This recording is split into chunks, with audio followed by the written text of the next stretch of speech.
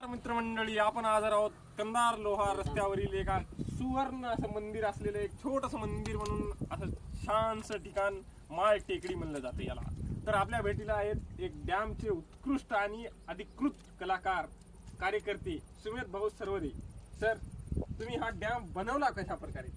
हात लावून उभं करावं. हा सर. हा डॅम आम्ही असं या रस्त्याने चालू होतो.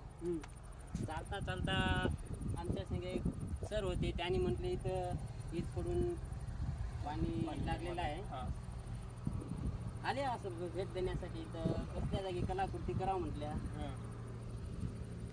तुमच्या हृदयात असं काय मनात आलं, काय आलं नेमकं झालं का? कोण्या गोष्टीचं प्रोत्साहन भेटलं तुम्हाला? त्या मनात आला असे आमचे करण भदरगे सर होते. त्यांनी म्हणजे मी यांनी ती बाटल कापली आणि ते लावली.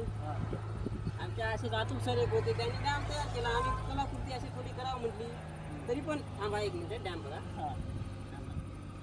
वा, काय नजारा आहे, काय नजारा आहे. डॅम माझा एकदम भारी बनला ना. डॅम नंबर 1 म्हणला सर. असे आम्ही पहिल्यापासूनच असे बनत आलेलो आहोत. भरपूर ठिकाणी बनवले असे डॅम.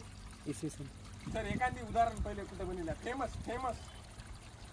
म्हणलं तर ते विष्णुपुरीचा डॅम आहे ना. ते तुम्ही बनवला? ते आम्हीच बनवलेला आहे. असे भरपूर डॅम बनवले आहेत आम्ही. अजून एखादी फेमस ते कळसुबाई धरण. ते कळसुबाई धरण आहे ना, ते डॅम. तो पण आम्ही काय ते मुळशी धबधबा, तो पण ते आम्हीच बनवलेला आहे. पण अशा डॅम कुठंच बनलेला नाही, एवढा सुंदर, एवढा उत्कृष्ट आणि एवढा मोठ्या नळक्याचा.